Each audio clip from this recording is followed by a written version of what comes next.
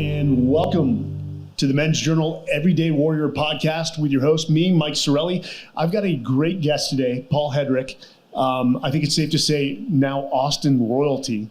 I would not go that far. He's humble. I actually did get a call from a friend who usually I ignore their phone calls. I'm sure you have those share of people, not my parents. Let's put that out there. And this guy's a good guy. He just sort of annoys me a bit. I told him, I got to go. I'm interviewing someone. And he's like, who? And I'm like, Paul Hedrick. And he's like, oh, he's like the Elon Musk of cowboy boots. I'm like, I don't know what that means. Okay. Hey, so that's a pretty damn good comparison, dude. Yeah. I have not heard that one before. Well, Elon he's just sort of the new, it used to be like, hey, he's the Michael Jordan of cowboy boots. Now it's Elon Musk. But want to dive in to Paul. Where were you born? Where were you raised? What was that like growing up? Yeah, well, first of all, thanks for having me, Mike. Awesome to be here. We're actually literally next door to where I live, so this was a convenient podcast recording location. I was born in Houston, actually. Born and raised Texan. Grew up in Dallas. I moved to Dallas when I was young. Went to elementary, middle school, high school there. I was a fortunate kid. It was a great town to grow up. I went to great schools. I went to a very small high school, for example, and was encouraged to do a lot of different things and was able to do a lot of different things because of that. And I think that was sort of the beginning of what ended up being an entrepreneurial journey. But I didn't know I wanted to be an entrepreneur or anything. I was not the kid who was inventing businesses and selling pens to my classmate and stuff. I was definitely actually wanted to be an artist for much of my childhood, and then an architect later in high school. And then I just decided I want to be a businessman at one point. I didn't know what that meant, but I would say I was definitely a nerdy kid. Did well in school, but had a lot of interests, and it took me a long time to figure out, kind of how to wrangle those. Did I see you wanted to be a paleontologist at one point too? I think that's on our Wikipedia page somehow. I don't know how it got there.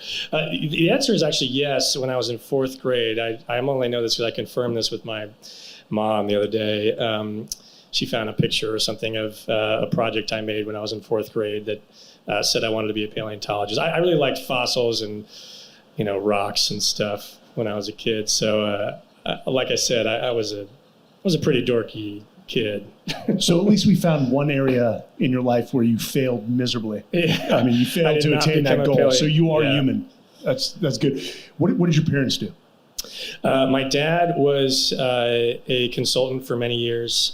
He actually worked for the same consulting firm that I ended up working for later, and so traveled a lot growing up, advising different businesses. My mom was a nurse until I was the second of three, and after I was born, she focused on us full time. And I just honestly had a wonderful childhood, like nothing to complain about. A lot of leeway to be who I wanted to be, and out of my siblings, I think I was definitely the more independent, confident. I had a lot of faith in myself from an early age to do well in school, to go make my own destiny, and as a result, didn't really have to get a lot of boundaries or push from my parents. So, honestly, just a lot of fond memories growing up.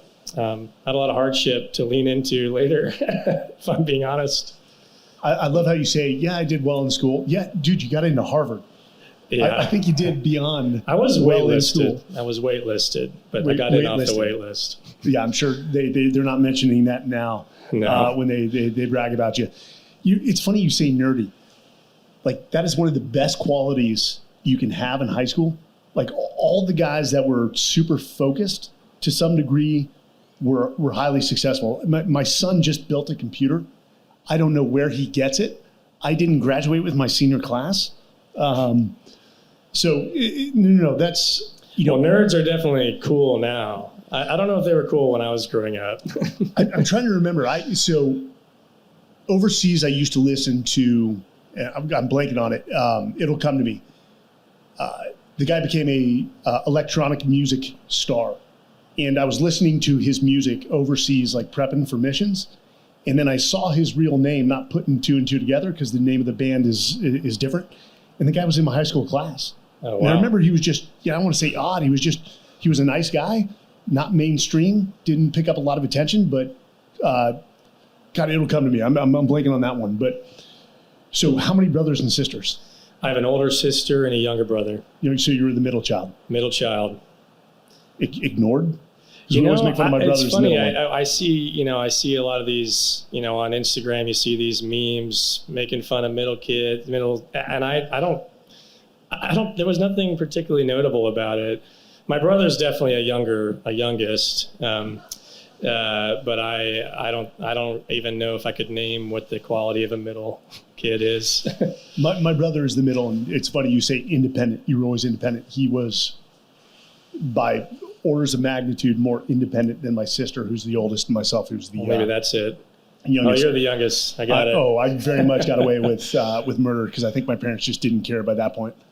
What was the shift like from Dallas, Texas, to Boston for Harvard? That had to be a little bit of a culture shock. Oh, definitely. I literally had never visited before I decided to go.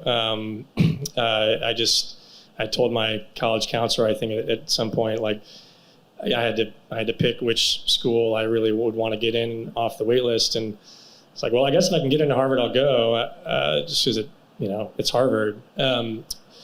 I didn't expect to get in, so I just never visited. And so I knew nothing about it. I didn't even know if it was like in an urban environment, in a rural environment. I knew I wanted to leave Texas. I'd been in Texas my whole life, and something about the outside world was calling me. I think I wanted to learn about it. I was curious, but I think I've been away from Texas twice, 4 years for college, and then 2 years. A couple of years out of college, and both times I found myself drawn back to Texas. I found myself drawn to what it highlighted everything that I loved about where I was from, actually. So yeah, I joined, the Texas Club. So there's a Harvard Texas Club. Yeah. It's not huge, but we had a good time. I mean, with the jacked up pickup trucks, like pull up to Harvard with the Texas flag. Yeah. We didn't have not many people had cars there. That's the thing. It was an urban environment, which I didn't know. But yeah, I'd say the biggest shock was more, hey, if you're in a school like that, there are hundreds of people better than you at every turn. And, it was one of those, you're never going to be the best person in any of those classes, and so it was a humbling experience. I treated college as more of a, hey, I'm in college, I want to have fun. And you can have a lot of fun at those places too, believe me.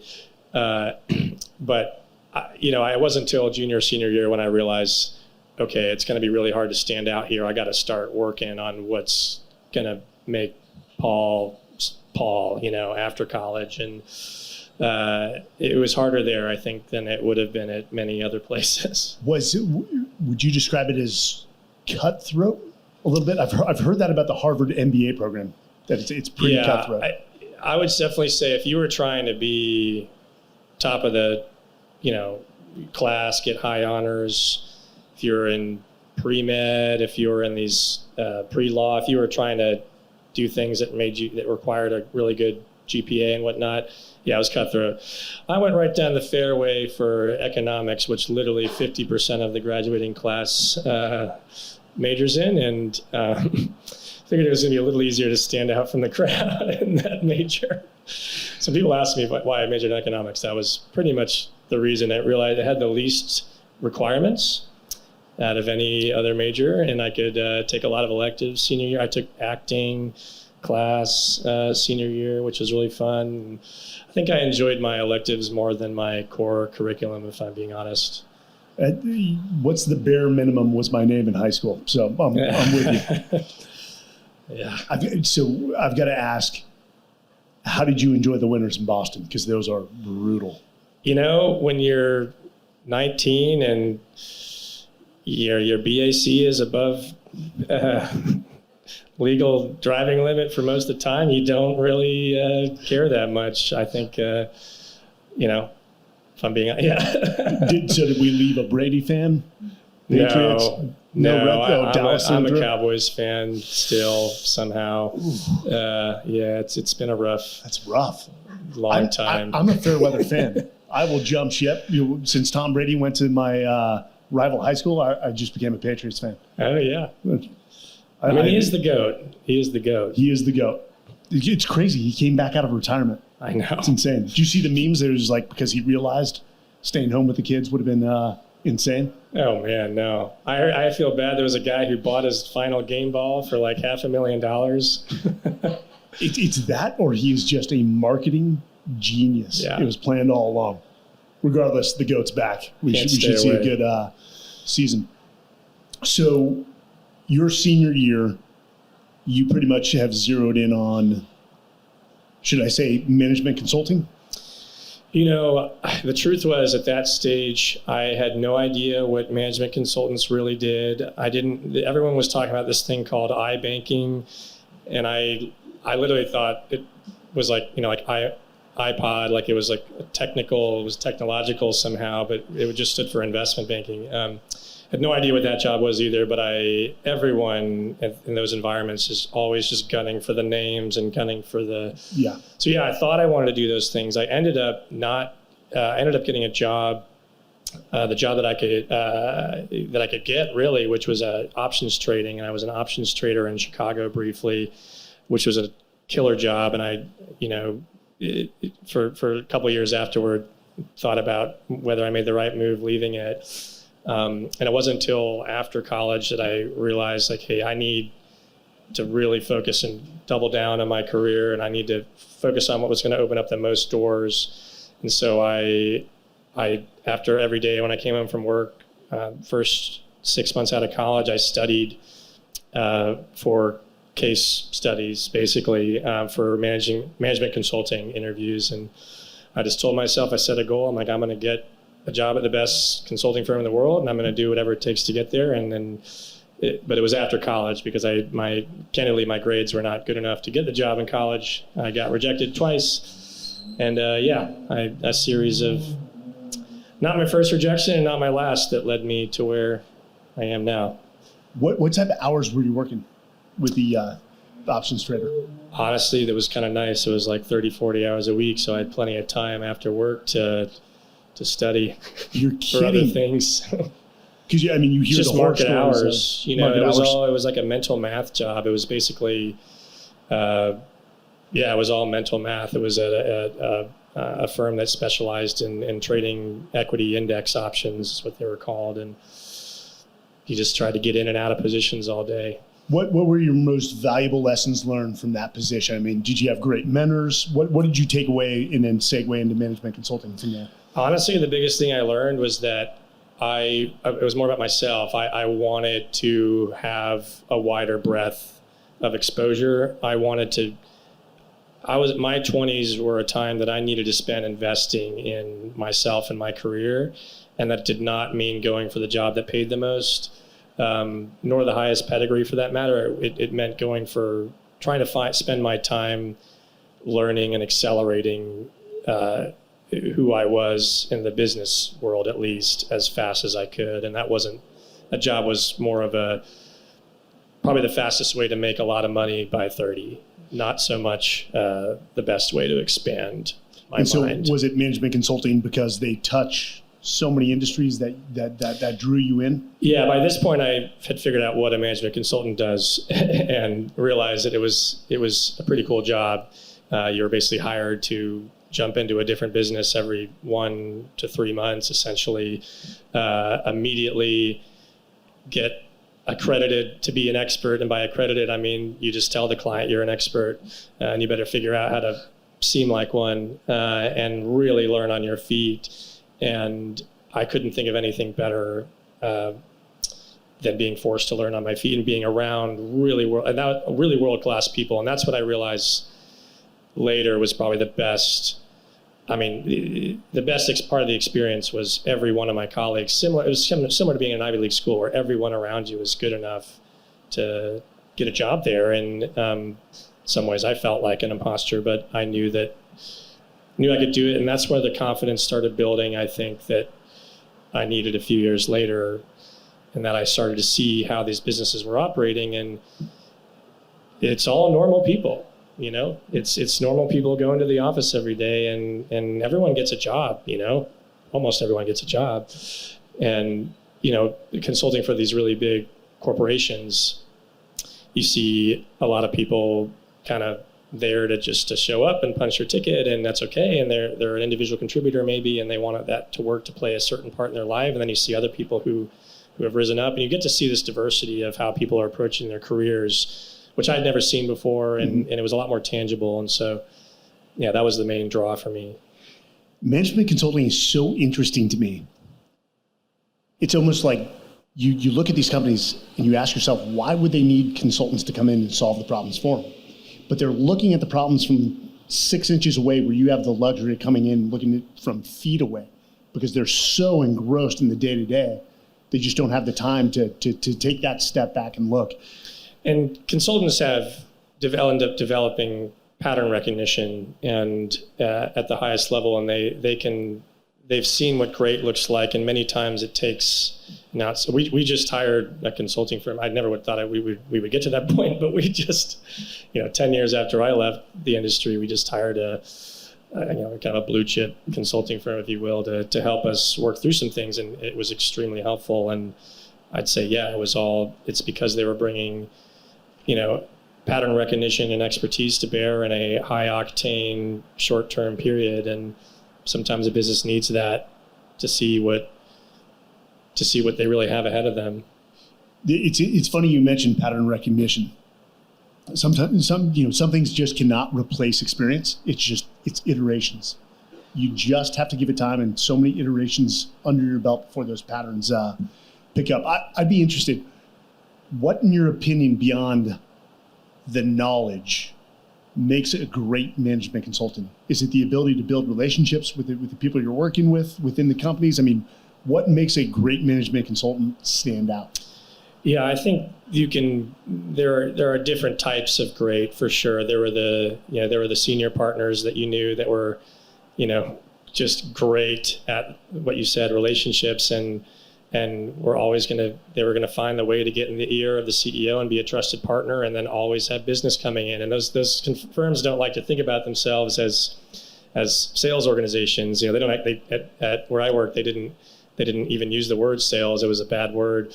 But the truth was that the people who were up the top making the most money were the people who were the best salesmen. But the people who I think ended up also generating maybe the most respect were the people who knew that this was what they wanted to do. And because frankly, most people figure out in their first year or two if it's something they want, do I want to be a partner or not? I knew 3 months in that I was not going to go for partner track. And so it's a bit of a self-selection in that regard, but the people who know why they want to do it, and it's a good reason, it's because they're great problem solvers, and they're just so energized by solving problems that they'd rather see a lot of them than kind of work their way through one system or change careers a few times. And so, yeah, I really admire a lot of my former colleagues in that regard, but I knew that wasn't going to be me. I needed to go all in a few things. So what was it in particular that you knew 3 months in this was not the permanent track? This was just a stepping stone to what you wanted to achieve later in life? Yeah, I think so. I had 2 jobs before, well, 3, I guess, if you count the trading firm before Tecovas, and the source for starting my business. I guess we haven't introduced Tecovas yet, but we're going to get that. Yeah, I would say each of them brought me closer to operating, and I knew when I was a consultant that I I was, you basically, when most people leave consulting firms and you ask them why they're leaving to either join an operating company or start their own or something else, they have a pretty common answer as to why, which is they're tired of doing the work and then handing it off and then not seeing it through. The execution. And they're like, I want to see it through. And I knew that I wanted to see it through too. I thought that a lot of the most interesting decisions were being made, outside the meeting and outside the steering committee. And it wasn't as much about seeing it through for me, at least then. It was more, man, that's a cool decision that guy's responsible for making. I want to be in that seat. And I knew I had to work my way toward getting in that seat somehow. Okay, so we've been an option trader. We've done the management consulting piece. You've got a unique look because I'm assuming you're wearing cowboy boots in all your suits. Yeah. Or were you told, hey, that's not? Yeah, that was the other thing. I didn't really. It was kind of frowned upon. You're told as a consultant to be kind of blend in. Like you wear Brooks Brothers and neutral colors and Cole Haan, and you never want to be the guy who's wearing the too expensive thing or the too flashy thing or the signature look. You want to be the guy who's just kind of. A lot of times they don't want to know that you're there. So. No, I actually, what happened was I moved to New York. I lived back where I grew up in Dallas when I worked in consulting, although I traveled a lot. It's a travel job. I moved to New York to work for a private equity firm that focused on consumer and retail. And that's when I had already had the taste of Texas post-college, and I'd really lived there for the first time as an adult, in my view. And I was so certain that that's who I wanted to be and where I wanted to be long term that I started wearing boots in New York, essentially. I mean, I always had them, right? But I really started wearing them pretty much every day when I was going out and when I went to the office. When I went to New York, because I wanted to, at that point I knew I wanted to be the Texan guy. And I was proud of where I was from. And I never thought about beyond that, but yeah, that's when I started wearing them. So always representing Texas in some way to the best of your ability. And I hung out with Texans in New York. I went to see Texas country musicians, Robert O'Keefe, Josh Abbott, Randy Rogers, Corey Mora, a lot of these guys. Those guys go to New York City? Every now and then. In fact, what made me angry when I lived in Texas is Texas Independence Day every year, first week of March, they did a concert that weekend in New York but it was just to draw all we created a name for ourselves. We called ourselves Texpats. And so I only hung out with Texpats pretty much, which looking back was pretty closed-minded, but it's what I did. It is so funny. You take a Chicago, Boston, San Francisco, New York. If you wear cowboy boots and a suit, you stand out. Sometimes That's right. Not in a good way. But you do that in Dallas and Houston, it's the norm. It's the norm. We're trying to make it more the norm now, which we're on our way to do that. You're doing a pretty damn good job. So you take one more job with a trading firm. Yeah, so it was a retail and consumer-focused private equity firm. So this is when it really started to come a little more full circle for me. I knew I wanted to work with products, physical products, brands. I was a product kind of nut growing up, would read consumer reports, and I loved cars. I liked gear and got into the blogs later, like Uncrate, at Gear Patrol and whatnot. And so I knew I was drawn to that. I didn't know what it meant. I just knew that I wanted to work. I could relate more easily to things that I interacted with and bought and sold myself, which, that's not a very unique thing to notice. I think a lot of people like to get into the business of consumer because they can relate to it more directly. But that was my line into working in consumer. Was I got an opportunity to work for an investment firm that basically invests in and buys and sells consumer brands. They're actually now the largest consumer retail investment firm in the world. At the time, it was smaller, and I ended up working mostly for a company that made and sold candy. So I know a lot about gummy bears, jelly beans,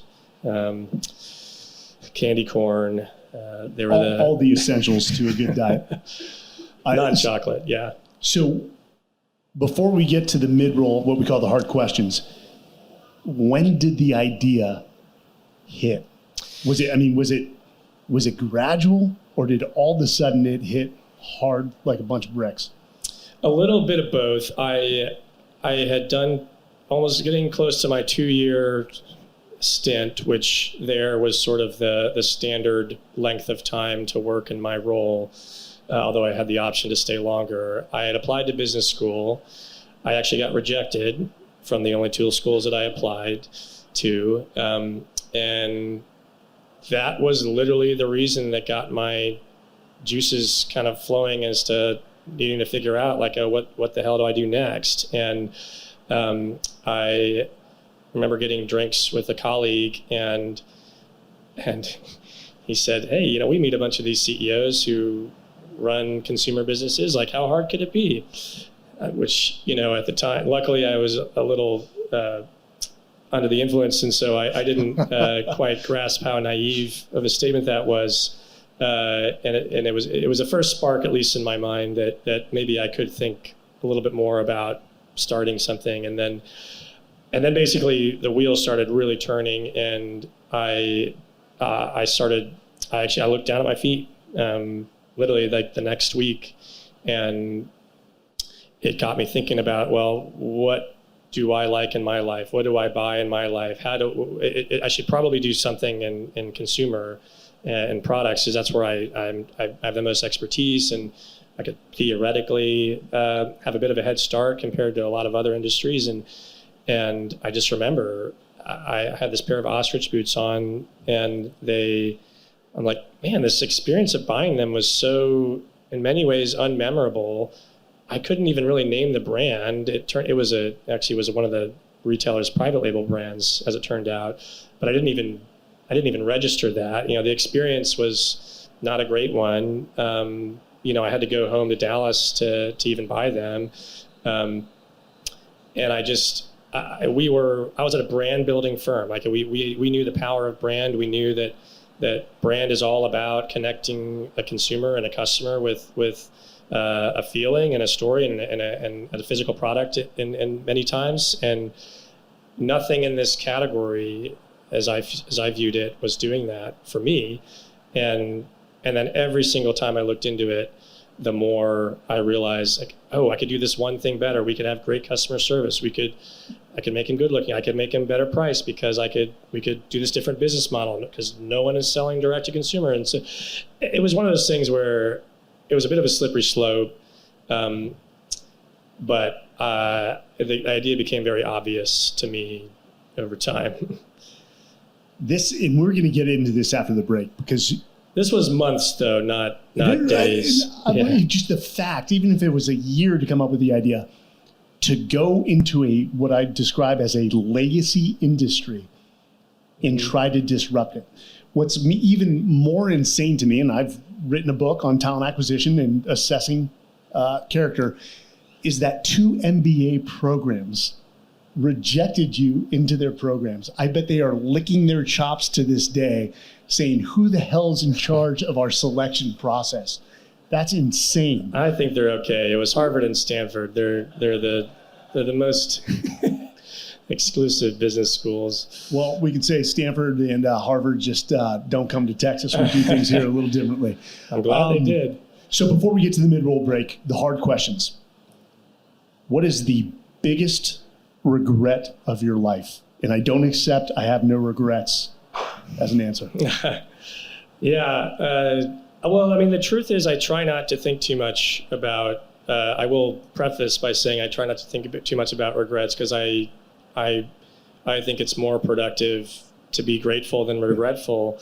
And, honestly, I'm really lucky. I from my upbringing to the positions that I was in, to my agency that I had to make a choice that I did, which was to quit a high-paying job and risk it all. Like, most people don't have that, and so I think the gratitude and the regret are extremely outweighed in proportion.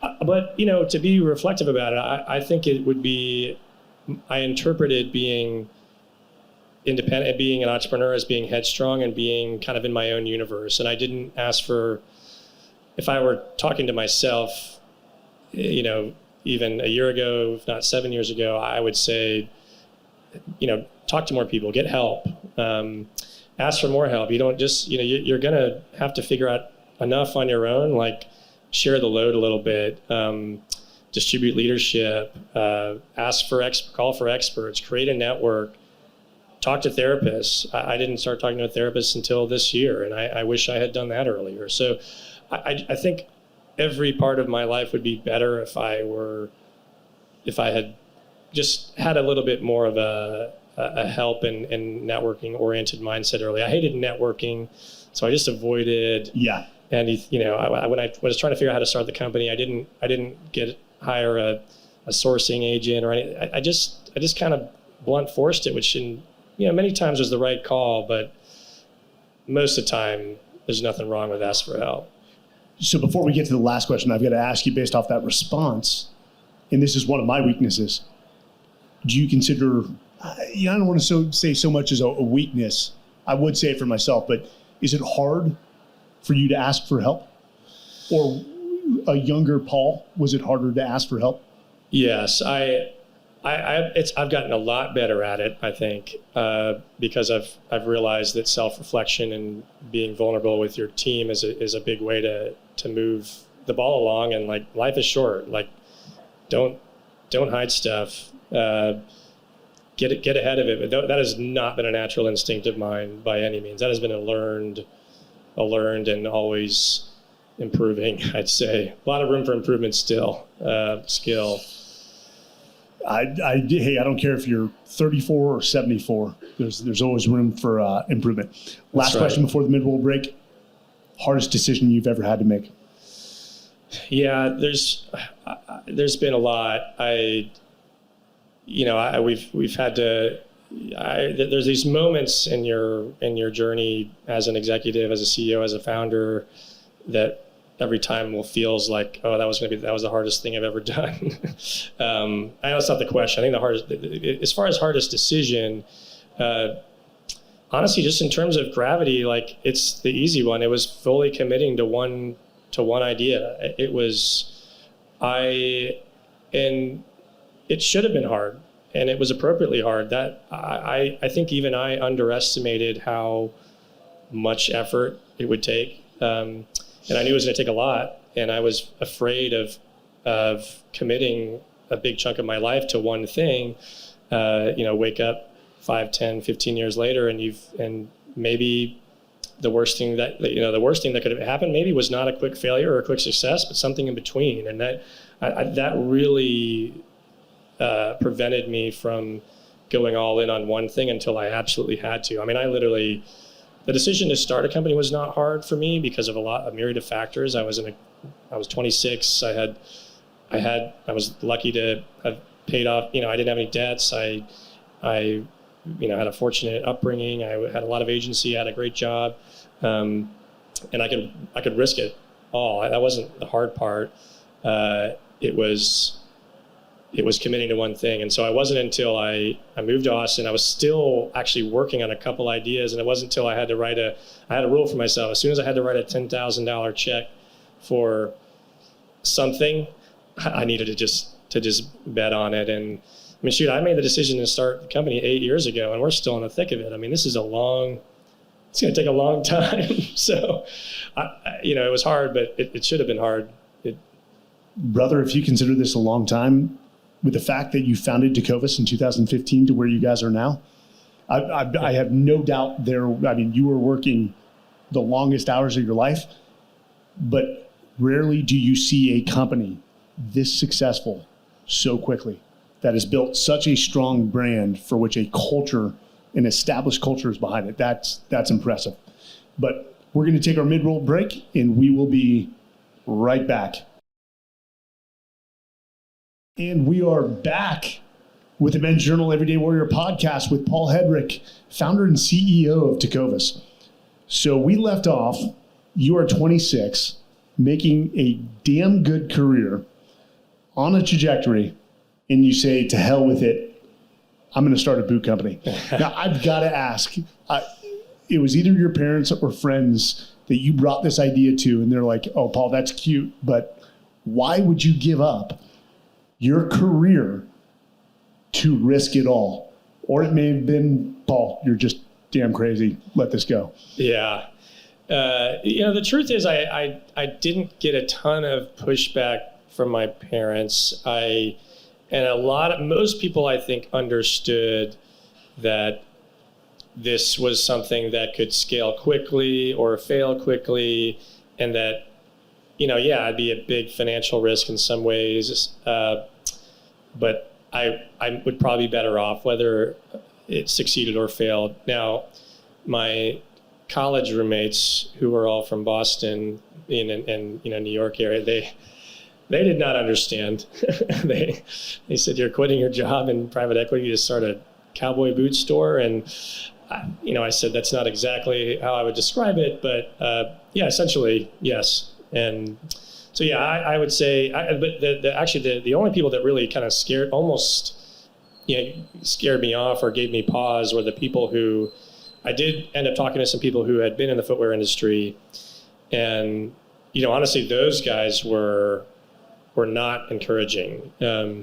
And they told me how challenging starting a footwear company is, and how the inventory is hard, and there's a million sizes, and why the hell would you ever start a footwear company? And those are probably the only people I should have listened to. But luckily, I had enough check marks in the pro side of my pro and con sheet that I still believed enough in the opportunity to do it. And I'm glad I did, although it is hard to run a shoe company. It's so funny how those little techniques, the pro and con list, as you're sitting in your apartment at the time, probably literally like writing this on a whiteboard or down on a piece of paper. I had an Excel file too. If I'm being honest. Very, very trader private equity of you. I got to switch my tone up almost to, who do you think you are that you can come in and disrupt a legacy industry owned by companies like Tony Lama, Lucchese, Ariat? No, but seriously, you're looking at this. What do you possibly see that you could do differently to come in and gain market share? Yeah, I definitely had that reaction from some people. A lot of people were asking me, the first question they asked me was like, well, have you made a cowboy boot before? Like, are you is your family in the industry? And I said, well, no, I don't think I'm not going to make them by hand like myself. I'm planning to go to whoever the best people in the world, are at making this stuff, and then take the best product, make it better, and the make it better part is the answer to your question, which is, there wasn't something that I wanted in the market, and I trusted my instincts on that front, and I trusted myself, knowing that there's enough people out there that were thinking like me, that what I wanted was a more approachably priced boot, a comfortable boot, a boot that I could buy on the internet and actually, the same way that I buy a lot of my stuff on the internet, a boot, a company that has great customer service, a company whose values I share, and so I knew that there was like 10 of these things on the list that we could do better than everyone else, and no one else was doing more than 2 or 3 of them. So there's definitely a confidence that came from knowing that, and knowing that at some point, most ideas sound like stupid ones until they work. And believe me, like, I remember someone telling me on the phone, for advice, and they're like, oh, no one's gonna ever buy cowboy boots on the internet. And I'm like, you realize what you sound like? Like, people said the same thing about every other category. Like, I can't believe you still have that mindset. And so, obviously it was true. That you could. And by the way, that what also gave me confidence is that the experience was not great. There was only one company, one brand that even had like a add to cart button on their website in 2014. I mean, this category was behind the times. I can't blame the person for saying that, because as unremarkable as the boot buying experience is, which it's just like athletic shoes. You go to one of those large stores, it's like, here are all the 10.5s from like all a the grocery brands. store. Here are all the 10.5 double E's for cowboy boots, all the different brands. But I don't think, 5 years ago, I don't think I would have bought a boot online. It just, that had to seem like a gamble. Well, that was the hurdle we needed to get over, because that definitely was the mindset. And I just believed that the formula that we were going to create would get people over that fact, which, it really had to do with making it more approachable and making it so. What were all the barriers that were preventing people from potentially buying boots on the internet? It was questions about fit, questions about quality, questions about brand story, questions about merchandising, and what do they need, and we solved a lot of that with simplicity and approachability. We designed one cowboy boot, one roper boot, one cowgirl boot, one bootie. We were very clear about where they sit in the market. We were very clear about why they were priced the way they were priced. We had free shipping returns, in exchanges. We did all of this stuff that was table stakes now, but at the time was actually innovative, and knew that a lot of people would still opt for the physical experience, and that's okay. But kind of in the back of my mind, knew that at some point, we were going to be more than that as well, and that we'd get there at some point. So beyond all these smaller items you were going to innovate on, the business model, you were going to double down on the direct to consumer, because no one was doing it at the time. There were no direct to consumer Western footwear or apparel brands at that time. So you settled on Leon, Mexico, where you make your boots. What drove you there? What research? And then did you just say, hey, I'm going to buy a ticket, go down there and start talking to people? Pretty much. I'd say that there were two major drivers in the discovery sort of phase, of figuring out the Tecovas journey. One was the scale of the industry. I had no idea if it was a $100 million industry or a $100 billion industry. It turns out about $4 billion of cowboy boots are sold in the U.S. every year, which was, to me, bigger than a bread box.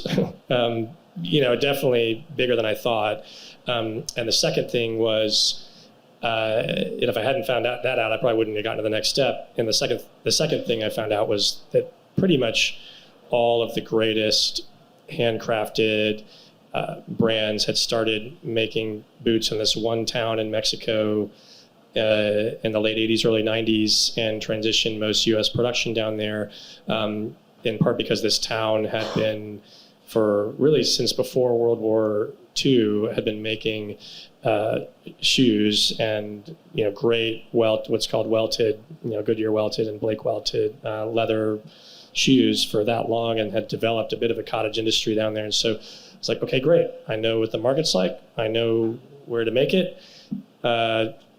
Sure, the rest will be easy. So, no, I made a lot of cold phone calls. I called a lot of custom boot makers. Actually, I found a list from, I think Texas Monthly had this list that was like 20 years old of all the Texas boot custom, and most of them were no longer alive, unfortunately. But a few people answered the phone, and a couple of them took a liking to me, and were late. These were older industry vets, probably close to retirement, and they said, "Hey, I'll take you under my wing. You should fly to Leon. Here's the name of one factory I know." And I cold emailed a factory and flew down there, and came with a PowerPoint presentation that I don't think I opened. And then he quickly rejected me and sent me across the street to another factory, and they said yes, thankfully. That is amazing. Now, what facilitated the move from Dallas to Austin to start this venture? Yeah, I was living in New York at the time and knew that I wanted to move to Texas to start my business. And I was sort of between living in Dallas and Austin. And, honestly, the main reason I picked Austin was I just wanted a new adventure, and I had never really been there. And every time I looked into the town, I thought it'd be a cool place to start a business. And, it was very entrepreneurial. There was a lot of tech industry there, and felt like the best place to start a new Western brand.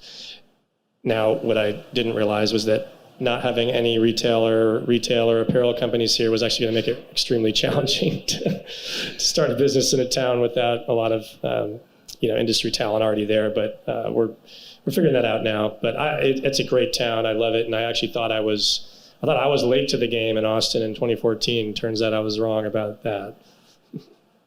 Well, you've definitely overcome those obstacles. Tell me about the early days in Tecovas. Were you bootstrapping this thing more or less? Friends and family? How big was the initial team? Yeah, well, I really leaned into the bootstrap word because it literally means, you pull yourself up by your bootstraps, which no pun on words. Very few companies could say they were literally bootstrapping a bootstrap company, but I endeavored to bootstrap it. I got it basically all the way to launch. I had spent every dollar in my savings account. I cashed out my 401k, paid a big tax penalty. I don't recommend that. I sold my BMW and bought a 20-year-old car. I went about $30,000 in credit card debt. So fall 2015 was very challenging, and I realized that I couldn't afford the inventory bill. And so first of all, I committed to a big inventory number, which I had faith that we could sell through. And we did, but I ended up raising a friends and family round that fall, sort of after launch, and kind of as soon as money came into the account, I would pay a supplier this, pay the rent there, and realize that we were going to have to do this a little differently, from a lot of other companies. We weren't going to be able to raise as much money maybe as a lot of other companies. We were a cowboy boot startup. Most tech investors weren't going to take a look at it. Most venture investors weren't going to take a look at it. We eventually raised money every year, and after the first three, I'd say it got a lot easier to get people to believe in our mission and our vision to create a really big company. But those first 2 or 3 years were, people didn't, a lot of no's, a lot of people who did not understand what we were doing, and, credit, I should have done a better job explaining it, but at the end of the day, I just don't, at some point, I got to see it to believe it. Most entrepreneurs that have been successful have said to me something along the lines of, you can choose like 1 or 2 things in your life when you're an entrepreneur, and one of those things is already chosen, the company. So it's the company and family, it's the company and health. Did you even have a social life during those early years? Yeah, I definitely agree that it, obviously you have to, it's going to consume a much bigger part of your life than work will for most people, for obvious reasons. But I wasn't married. I didn't have kids or a pet, and once you take those out of the equation, that left a lot of room to focus on myself and the business and my friends. And I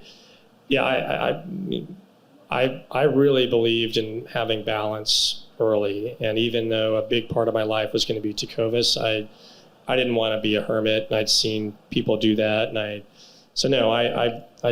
definitely tried to balance my life as much as possible. And luckily I was in a town that was a pretty fun town to hang out in. So it wasn't too hard to find people to get a drink with when I really needed it. There's no shortage of fun here in Austin. And I learned that the hard way my first two years when I was going through my MBA program. Not the model student, let's just put it that way. Was there a time in year 1 or 2 where you thought to yourself, we may not make it? Honestly, it didn't come in those first 2 years. I think by far and away the most existential risk we've ever faced. Honestly, I wish it had come in those years, because I would have been nice to learn those lessons earlier. COVID was by far and away the most challenging time our business has ever experienced. 30, 40 plus % of our business wiped away overnight. And that was a very tough week turned into months. And, we had to reduce we did a reduction in force, laid off a third of our team, had to raise money to have enough money to support our budget for the year, and took 6 months to do that. And, so that was by far and away the most existential risk. And thankfully there was enough belief in our vision, and we had a great team who was ready to kind of hunker down and do what needed to get done.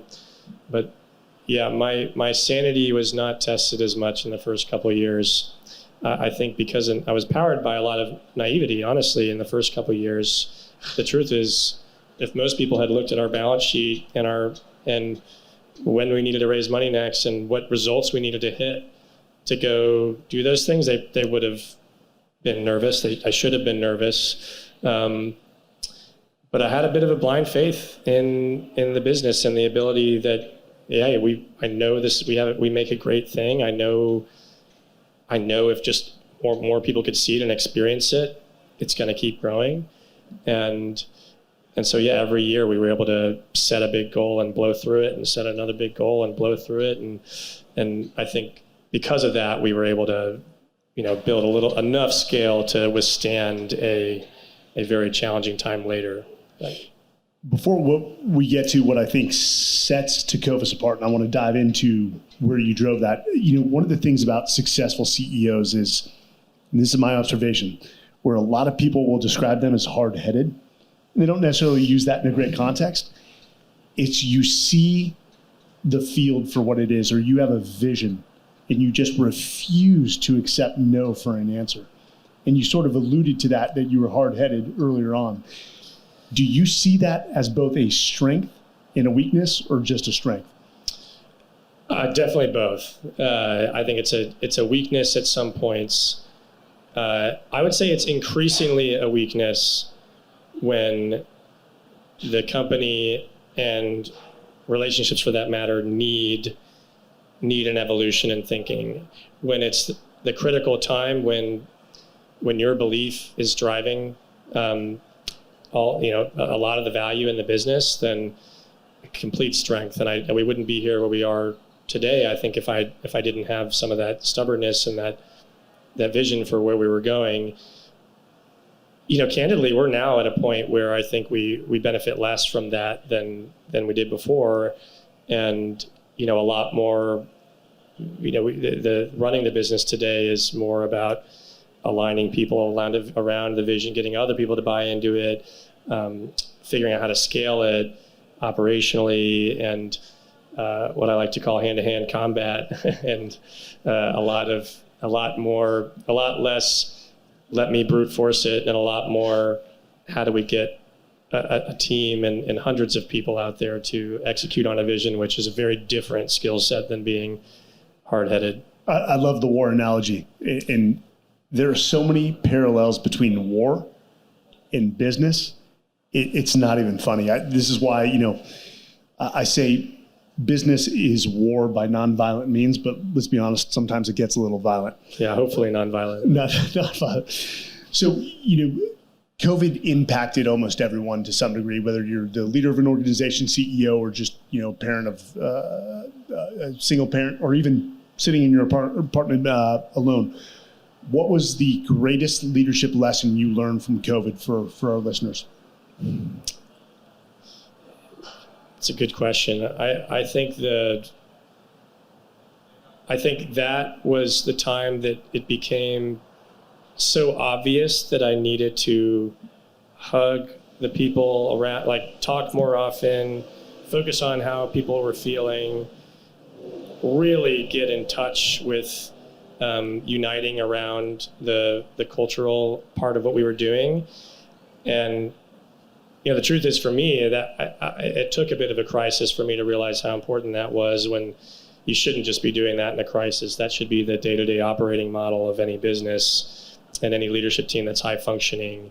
And I'd say it took a crisis for me to sort of realize what a scaled company CEO needs to start doing more. Now, that was definitely wartime, CEO frame of my life for sure.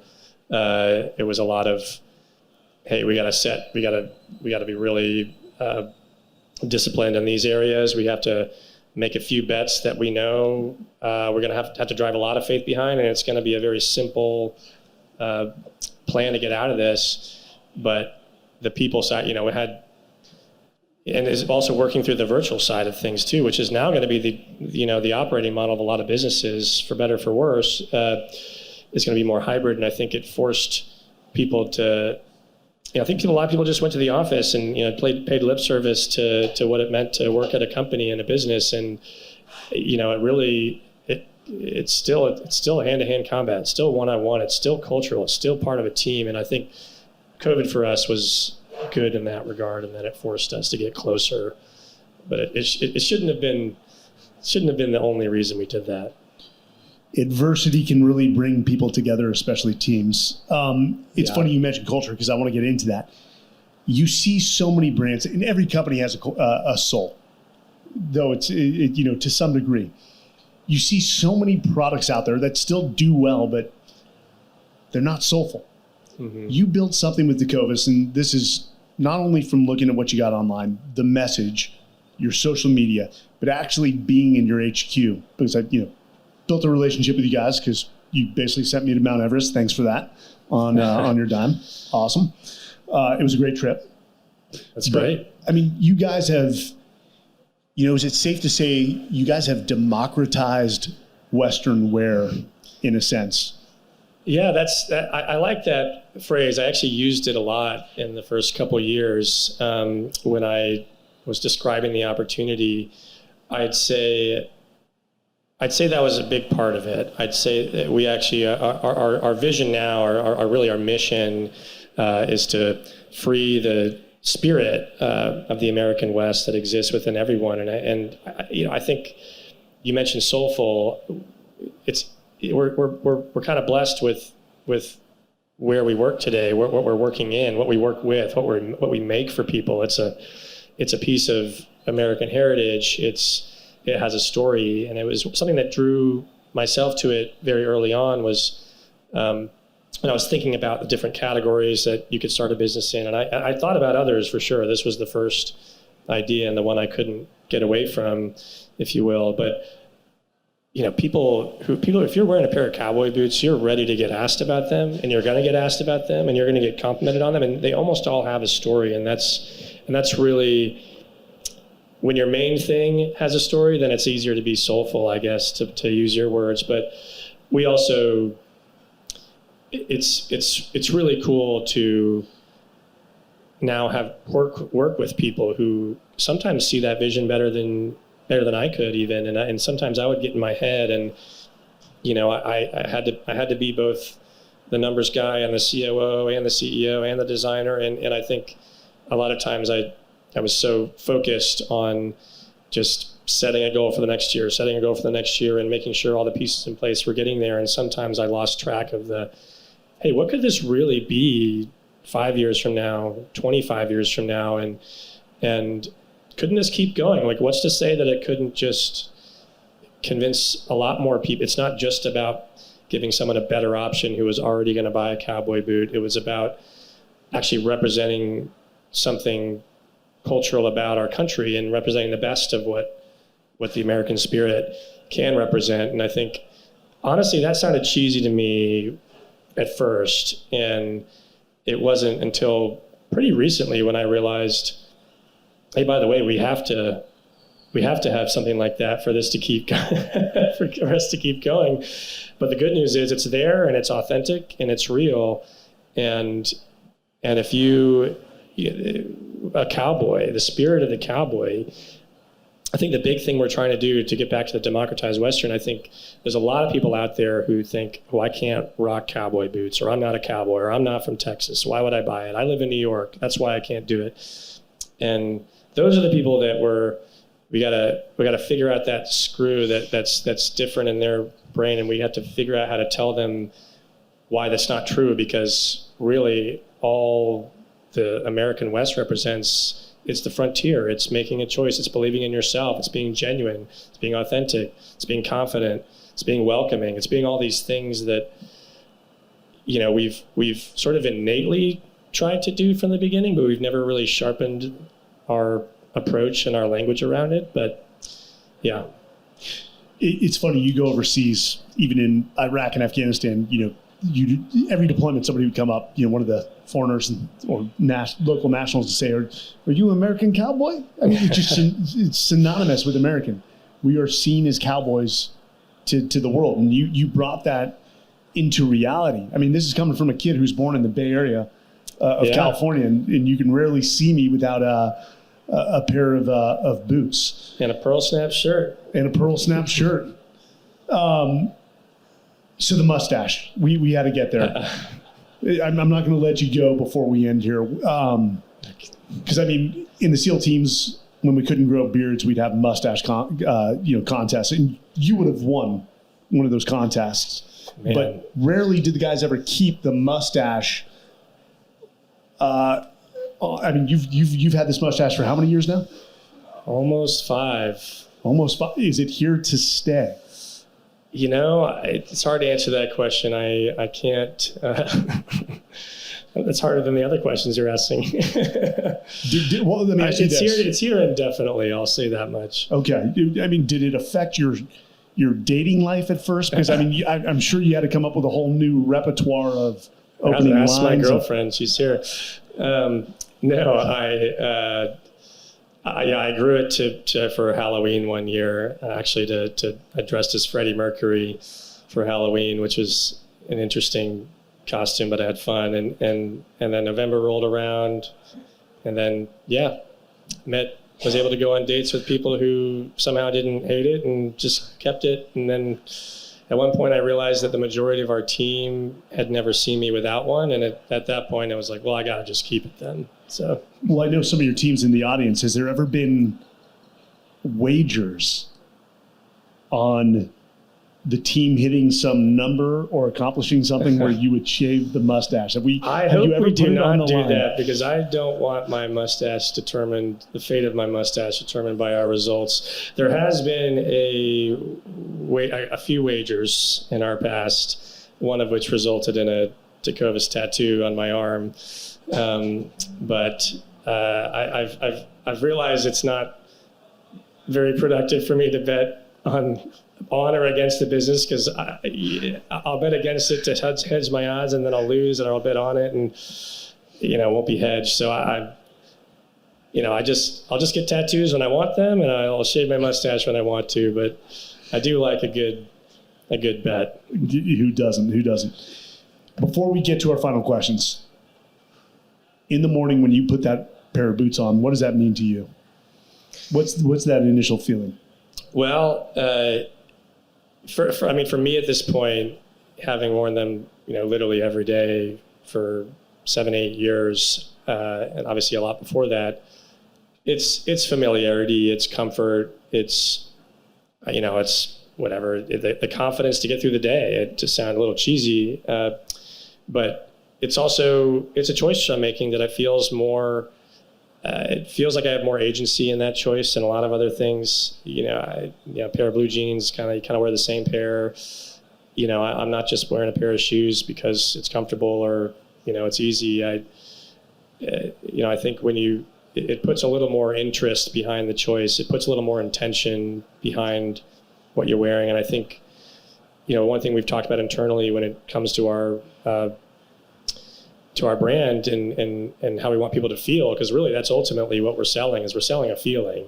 And great brands connect people to feelings, and we connect people to confidence. We connect people to hopefully a more genuine version of themselves. And I think our job is going to be to convince more people that at least some part of you genuinely the boot will represent, and kind of trust us. You put it on for the first time and you'll kind of plop in, and it'll feel more comfortable than you probably expect if you've never worn them before. And when you see people wear them for the first time, and that's not just our boots, although, I'm biased, obviously, you'll see a smile on their face. They walk a little taller. That's one of our taglines is walk taller. And, it's literally and figuratively. And I certainly feel that way every day. I don't know. I think, every now and then I'll be on a vacation and, with a swimsuit, and I won't be wearing them. And I'm a little shorter. I'm a little, doesn't feel as good. So don't wear them with swimming suits. Is that a recommendation? I'm never going to say to not wear them. If shorts with cowboy boots takes off, we're here for the trend. We're here for it. Underwear and cowboy boots ain't a bad look. It can be sexy. It can be pulled off. There's a guy in Times Square, I think, who pulls that off. Exactly. He does it well, and he does it with pride, and he walks taller. So, Paul, I can't thank you enough for joining us. But before we let you go, the point of this podcast is not just great conversation with high performers within a vast range of industries, but it's to take very poignant, salient lessons learned and recommendations from you guys. So first question is, how is Paul going to judge whether he's lived life well? What's that metrics for you? Yeah, it's a great question. And the truth is I'm in the process of answering that this year. It's one of my goals for this year and in therapy, actually. But I would say I don't have a metrics-driven approach today. I've been inspired to think more about it. I actually was listening to a podcast with Martin Short, the comedian was being interviewed, and he of all people, I had no idea. He's very thoughtful about how to measure his life. He has nine components of his life he thinks about.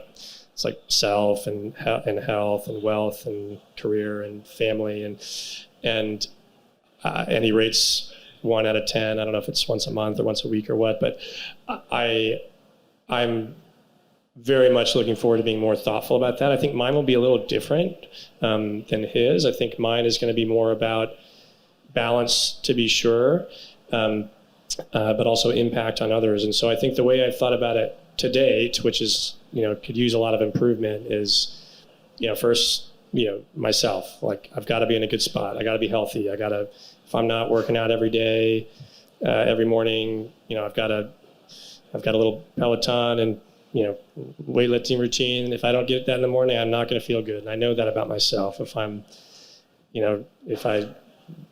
drinking, if I go out to dinner too much, if I'm not being healthy. So it starts with that, starts with healthy sleep. And then I think it starts with and then beyond that, it's balance. And for me, again, the balance is in some ways easier.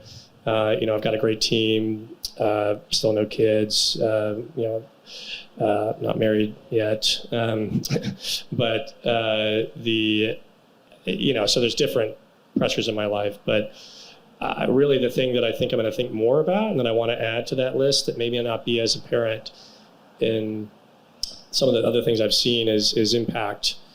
And really what impact do I want to have? And, really today my impact has mostly been, it's through Tecovas, and that's fine. It's obviously consumed my life, and, impacting people by creating a good product and giving them a great experience. That's the impact that's going to have to, do for now, for the most part. And creating jobs, we've got, 400 people in the U.S. and probably just as many or more, and globally, who are really drawing an income because of Tecovas, which makes me proud. But I think the big thing I'm working on is focusing more on how you make people feel, and I think I've had to be a lot more intentional about that. That is strong.